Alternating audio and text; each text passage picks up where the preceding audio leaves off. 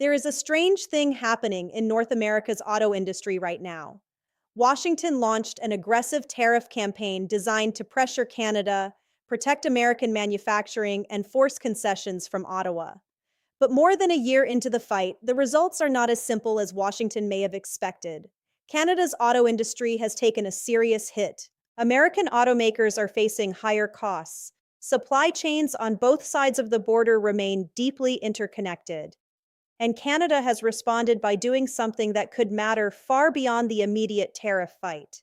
It has tied protection for the Canadian auto market directly to production and investment inside Canada.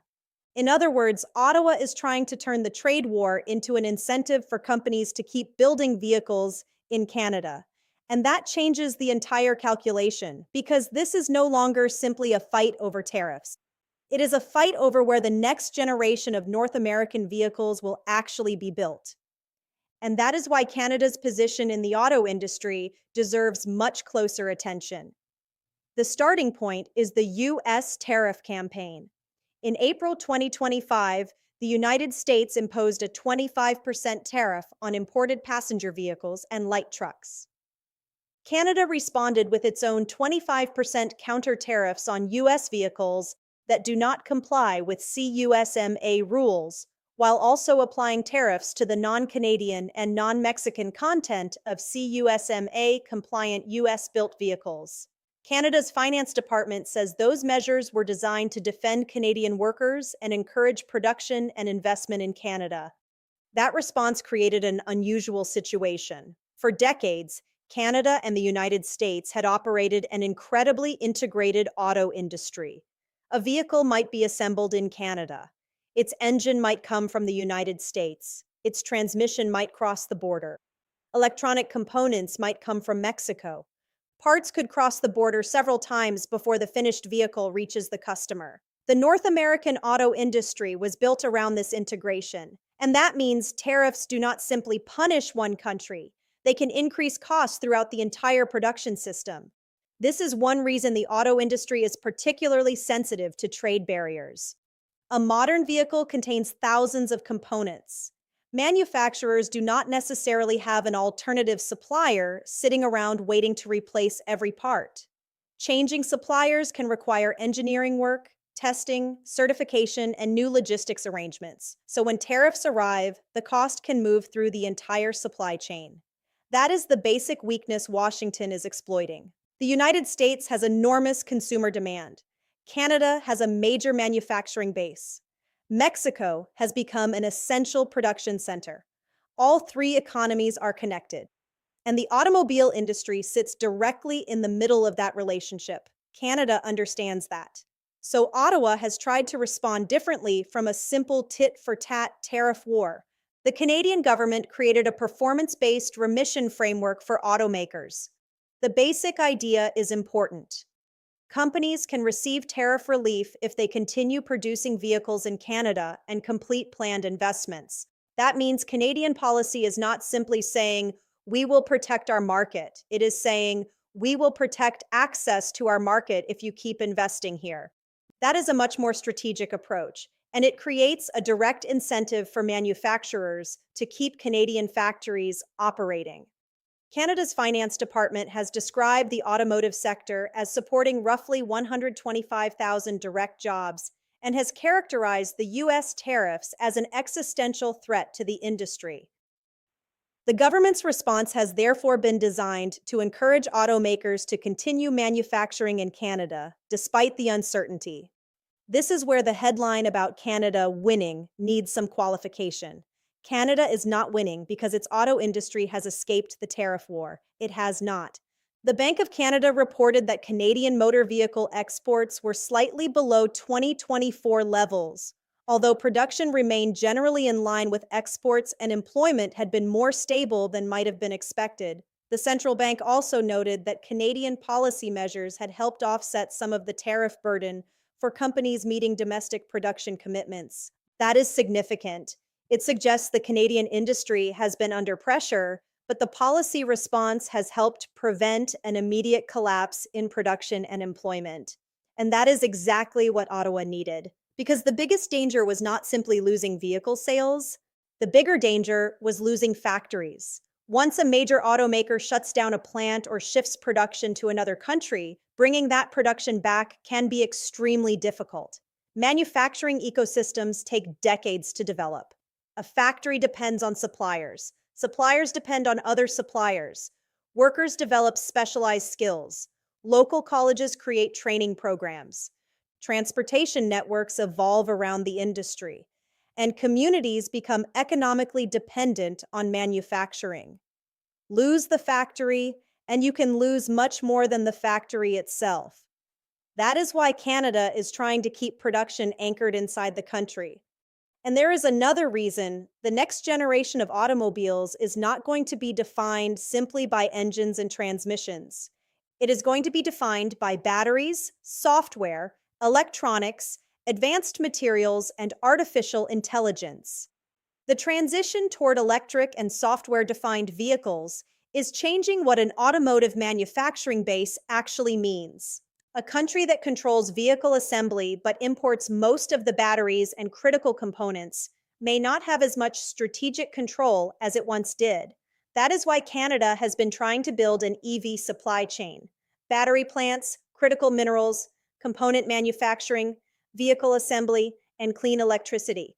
The goal is to create an industrial ecosystem rather than simply protecting individual factories. And this is where Canada's geography becomes an advantage. Canada has enormous supplies of critical minerals. It has major hydroelectric resources. It has access to the American market. And it already has an established automotive manufacturing industry in Ontario.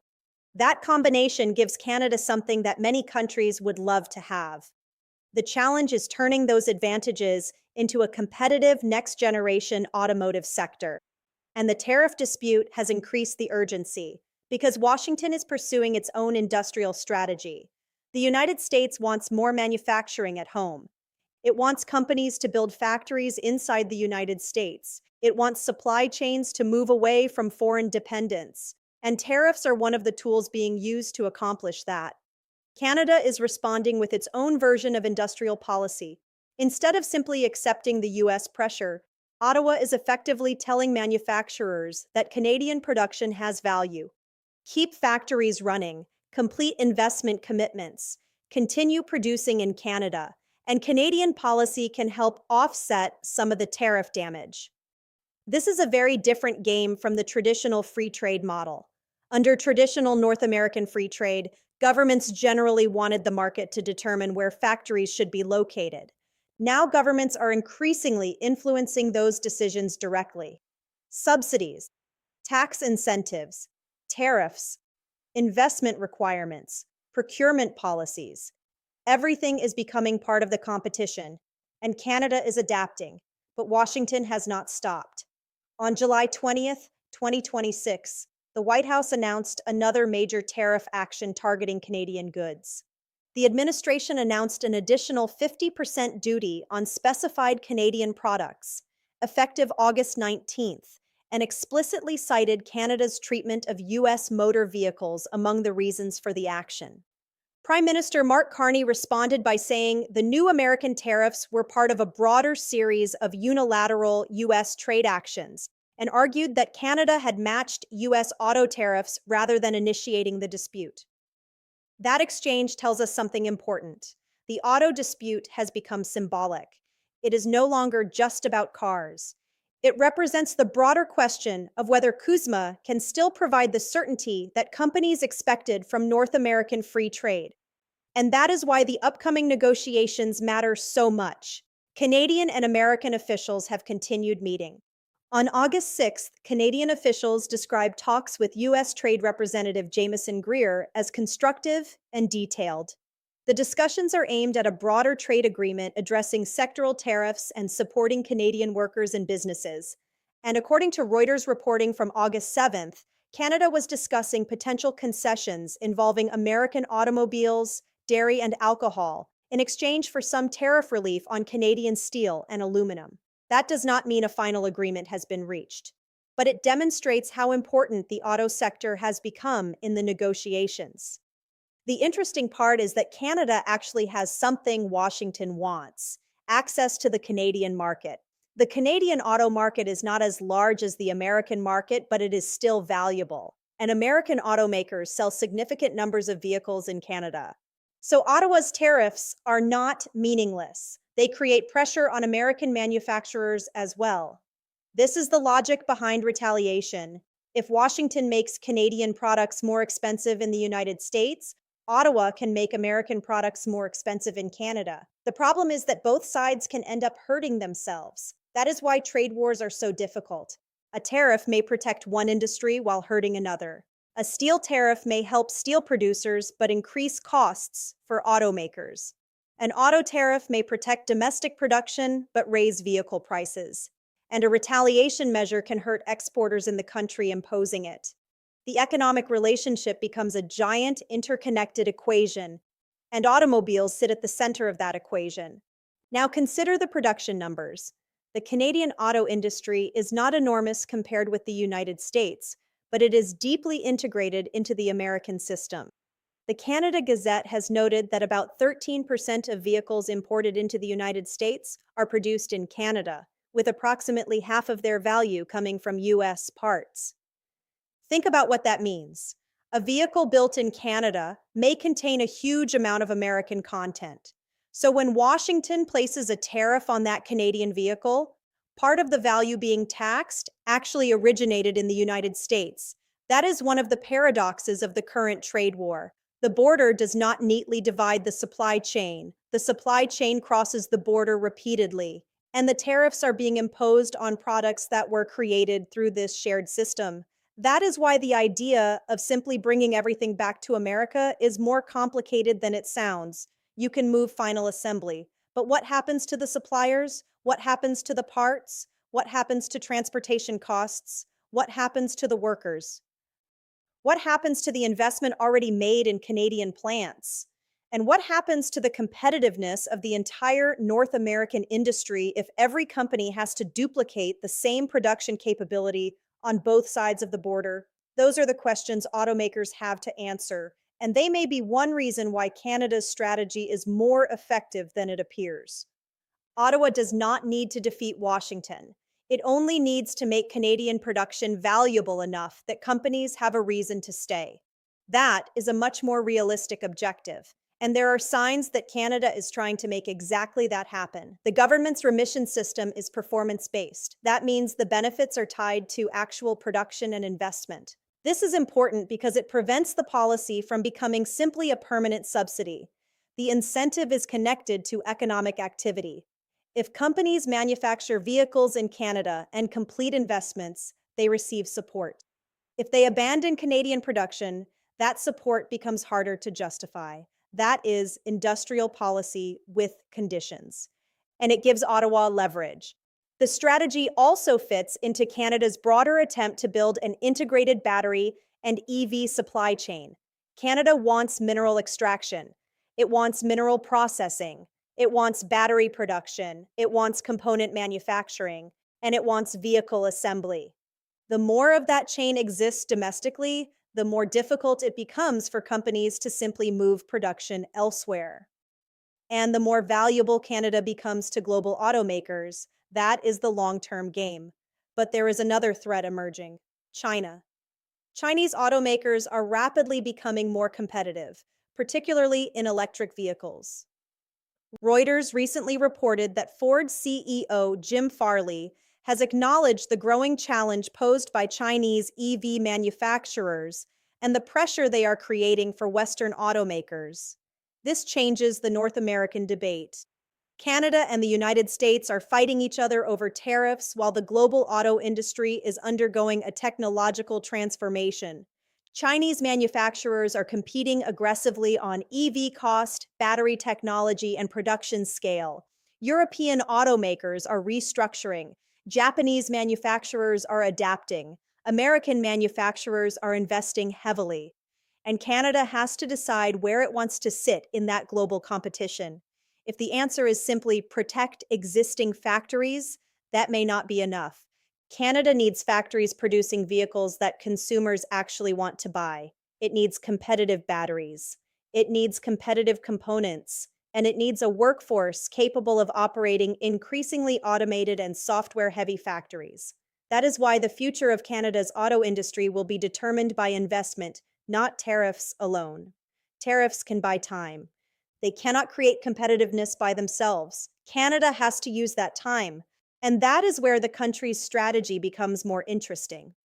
If Ottawa can use tariff protection and investment incentives to keep plants operating while simultaneously building the EV supply chain, it could emerge from the trade dispute with a stronger industrial base. If it fails to attract investment, the opposite could happen.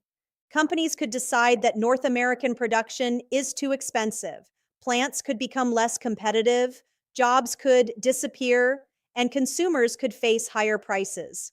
So this is a high-stakes gamble. And Washington faces its own gamble. The United States wants to bring manufacturing home, but American factories depend heavily on Canadian and Mexican suppliers. A tariff regime that makes cross-border production more expensive can undermine the very manufacturing base Washington is trying to strengthen. This is particularly dangerous in automobiles, because the industry was designed around continental integration. Breaking that model apart is extremely expensive, and consumers ultimately pay some of the cost. That is why the political argument about tariffs often sounds much simpler than the economic reality. Politicians can say, "We are protecting American jobs," or "We are protecting Canadian workers." But the modern auto industry does not fit neatly inside national borders. It is continental, and increasingly it is global. Canada knows this. The United States knows this. The automakers certainly know it. That is why negotiations continue even while the public rhetoric becomes increasingly aggressive. Both sides understand what is at stake. The current tariff dispute also raises another question. What happens to USMCA? The trade agreement was supposed to provide predictable rules for North American commerce, but the auto tariffs have demonstrated how quickly that certainty can be challenged. The U.S. International Trade Commission has been examining automotive rules of origin under USMCA, and companies are watching the upcoming review because changes to those rules could influence where manufacturers source parts and build vehicles. The Bank of Canada has warned that businesses see the CUSMA review as a risk and that diversifying away from the United States would be difficult because of transportation costs and other barriers. That is the uncomfortable reality. Canada can talk about diversification, but the United States is right next door. The infrastructure already exists. The supply chains already exist. The customer base already exists. Moving production to Europe or Asia is not a simple replacement. It takes time. And shipping costs matter. That is why Canada's strategy is not about abandoning the American market. It is about strengthening Canada's position within North America. Canada wants to remain part of the continental industry, but it wants Canadian plants to remain valuable. It wants Canadian workers to remain essential, and it wants investment commitments tied to access to the Canadian market. That is the real leverage, and it may be the reason Canada has not suffered the catastrophic auto industry collapse that some of the most pessimistic predictions suggested. Again, this is not a victory parade. Canadian exports are below previous levels. The sector remains exposed to American tariff policy, and the uncertainty surrounding CUSMA is a serious risk. But the Canadian government has managed to create a framework that gives automakers an incentive to continue producing in Canada. That matters, because manufacturing capacity is difficult to rebuild once it disappears.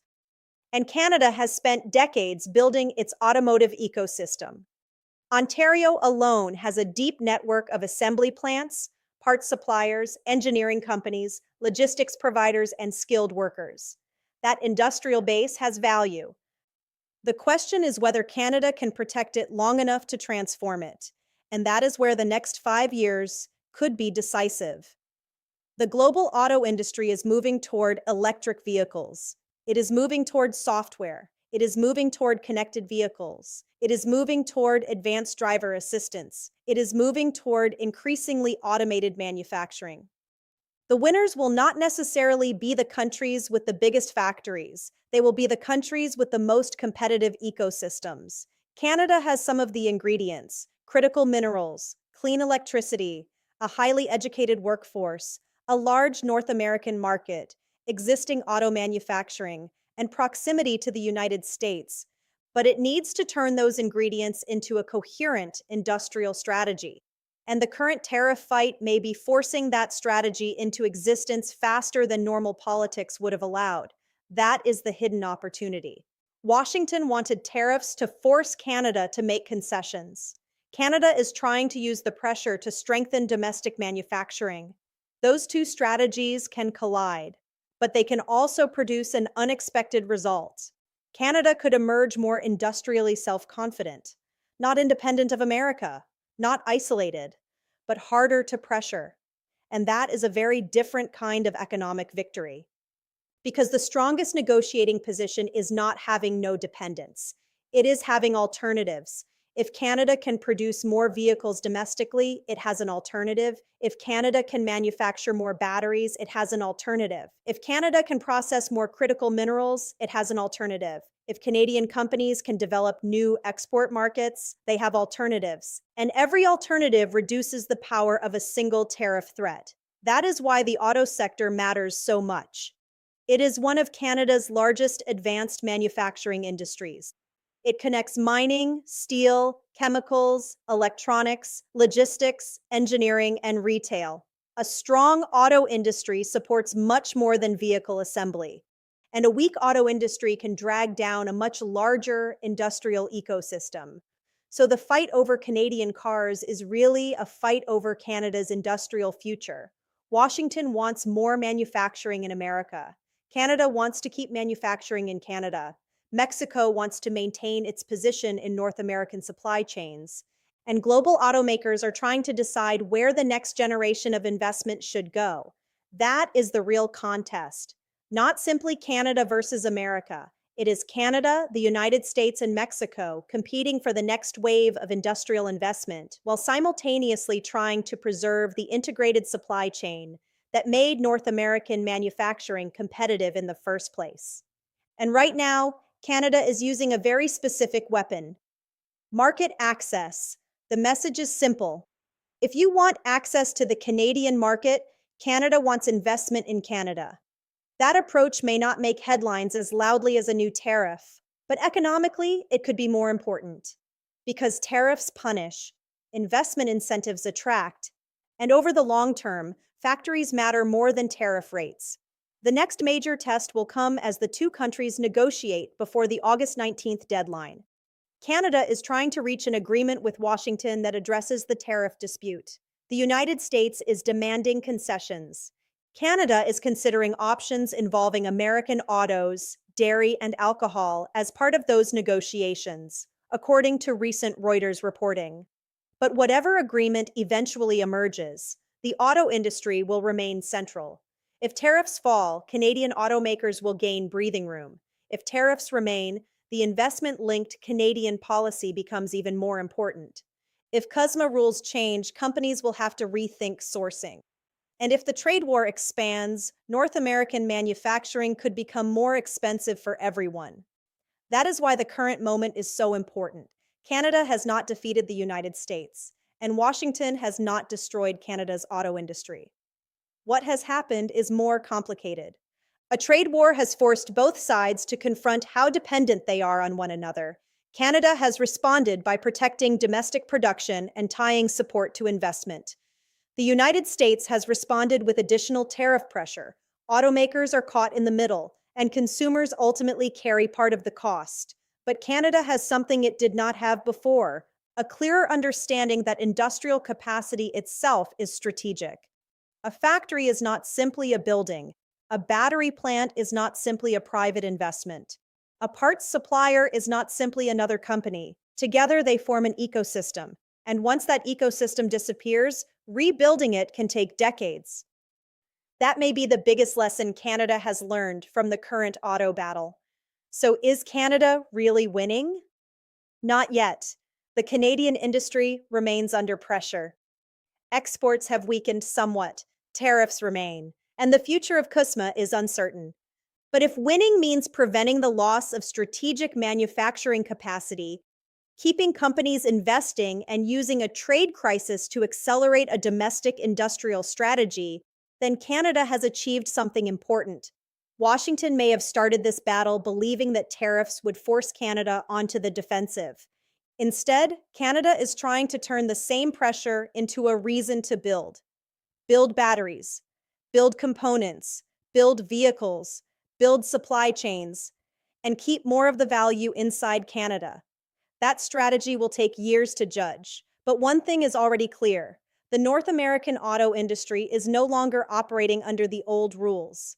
The era when companies could assume that borders would remain almost invisible is over. Governments are back in the driver's seat, and Canada is learning how to use that power. The final question is whether Ottawa can convert temporary protection into permanent competitiveness, because tariffs alone cannot win the future. Investment can, innovation can, productivity can, and a competitive workforce can. If Canada gets those pieces right, today's trade battle could eventually be remembered not as the moment Canada's auto industry was defeated by Washington, but as the moment Canada decided it would no longer take its industrial base for granted. And that may be the real battle happening right now, not over the cars already sitting on dealer lots, but over where the cars of the next decade will be designed, engineered, powered, and built. And for Canada, that battle is far from over.